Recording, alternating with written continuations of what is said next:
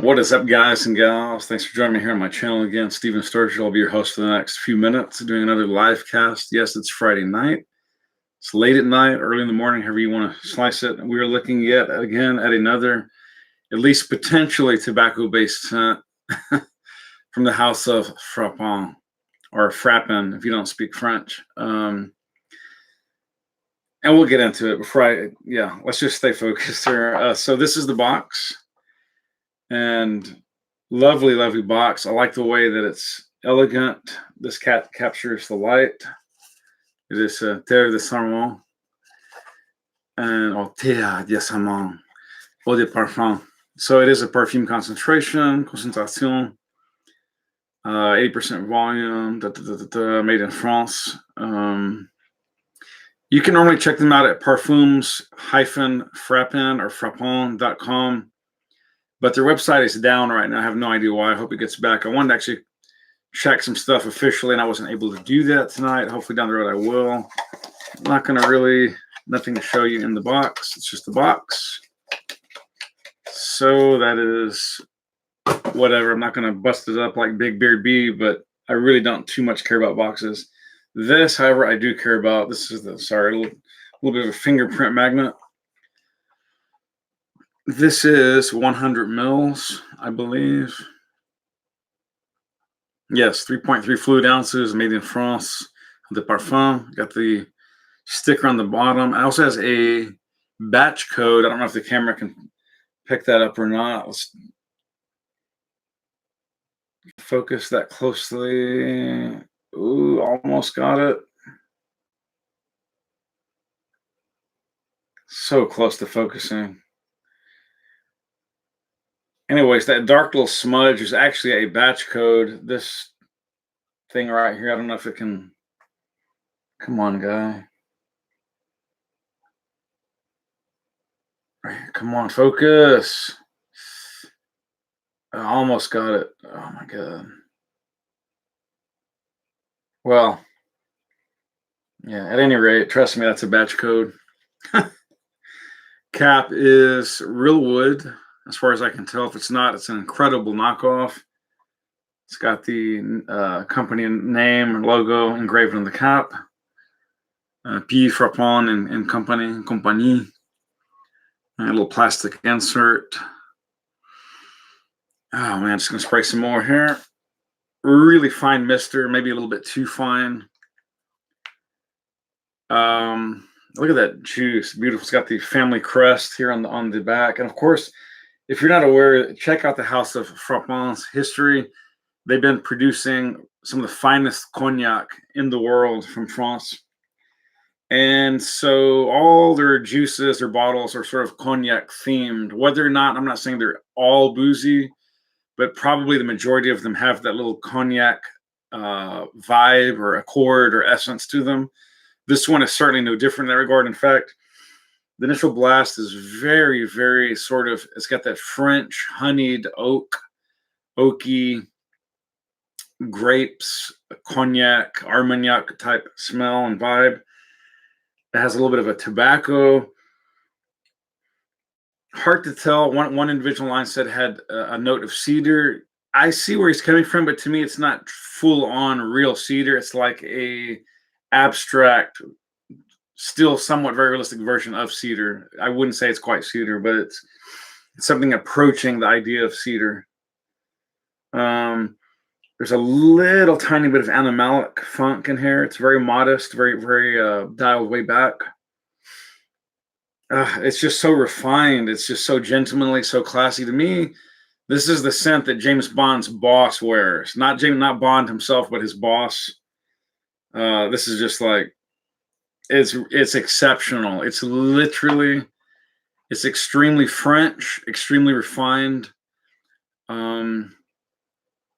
very well blended, very artistic, and you really, really feel that you're getting top-notch ingredients and a absolutely top-notch product.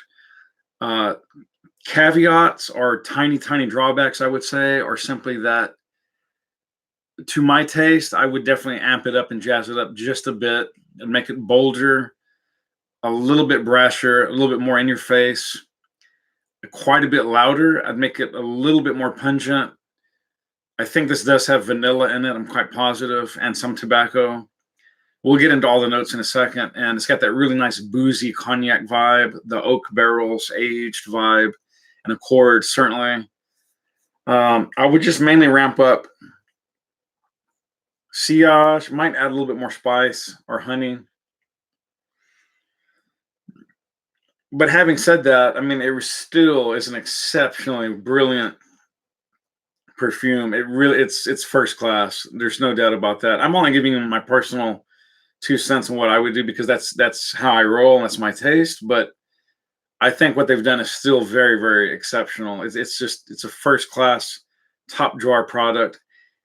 And I would say there's another benefit.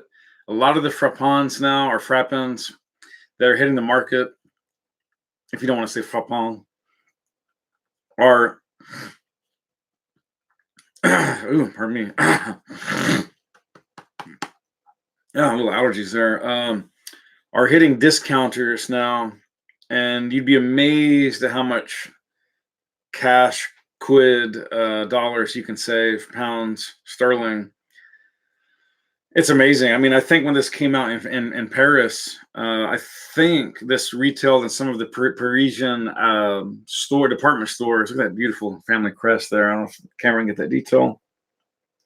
I think for as high as $250 US. So definitely up there, and some of that upper tier, somewhat semi-rare area that a lot of people can't afford to shop at, and many aspire to. But a lot of these now guys, they're hitting local area discounters like Notino, like Fragrance X, Fragrance Net, Beauty Encounter, Amazon, and eBay. For as little as $70 to $80, and maybe in some cases even slightly less. So, I mean, guys, if you're not all over anything by the House of Frapin for under $90, I don't know what you're waiting for. It ain't going to get much better, and it's certainly not going to get much cheaper.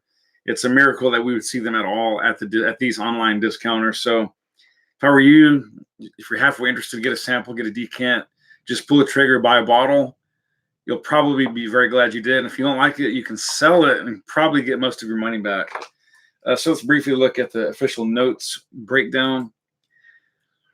So this dropped back in 2007. It is considered a woody aromatic. And of course, all of the Frapins, for the most part, I believe are unisex. There may be one or two that are only men or only women, but as far as I know, I think they're all unisex. I'll check into that in a minute. The nose behind this is Jean-Marie Faugier, and I'm not that familiar with Jean-Marie's work, but I can tell you if he did this, Terre de Sarment, he's really, really good. So in the opening, it's going to open with grapefruit neroli. I definitely get that. Caraway and grapes. As I said, yes, I get the grapes from that cognac vibe. Mids, you're getting cinnamon, orange blossom, nutmeg, and amyris. I definitely get the nutmeg and, yeah, a hint of cinnamon. To me, it's just a hint. Could have been stronger. Orange blossom, a little bit. It's there, but it's very mild, very well blended. Amyris, I do get some of that, not a whole lot. Benzoin, a little bit more. Myrrh, quite a bit. And incense, a little bit.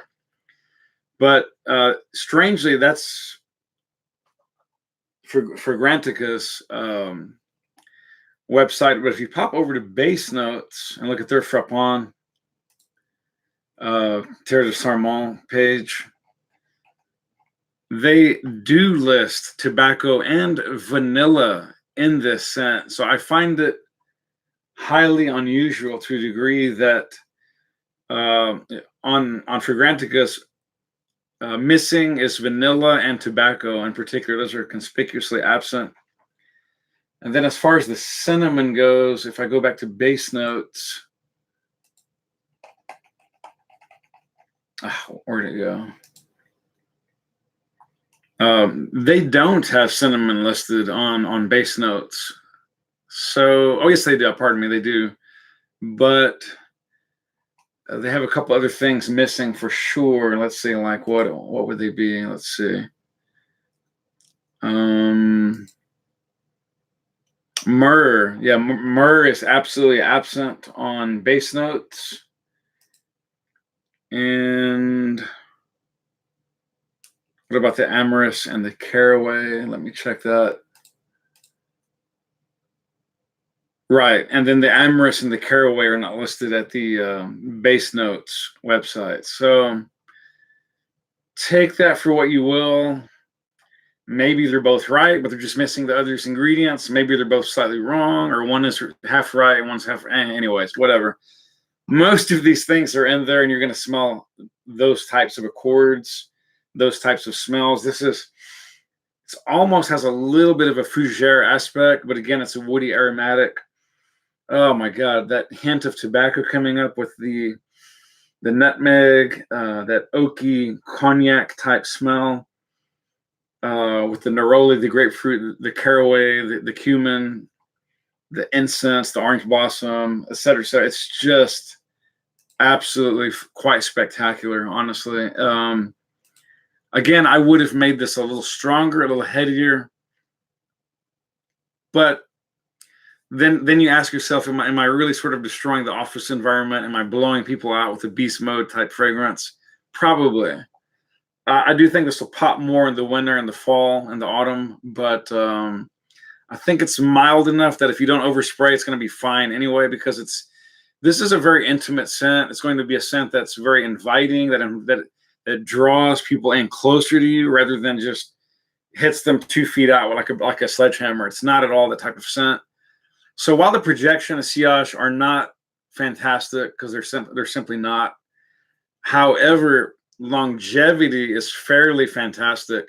I got an easy 9 to 11 hours with this fragrance on skin. If you get it on clothing, it's going to even project longer and stay on a little bit longer than that.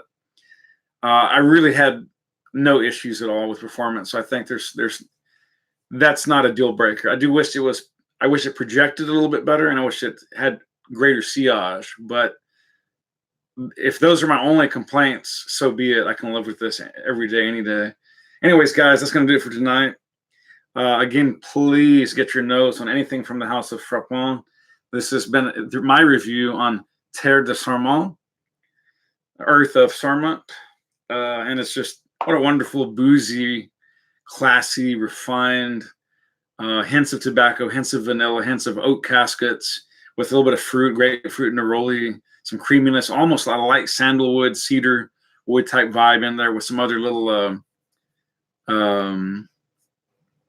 herbal sort of and floral elements, a little bit of incense again, maybe in there. Really just a wonderful concoction. That's going to do it, guys. Spray often, spray well. Live life on your terms, not someone else's. It is time to say adieu and adios. Adieu without you. Catch you on the next episode, guys. Love you. If you like, please subscribe and click the bell for future updates. Peace.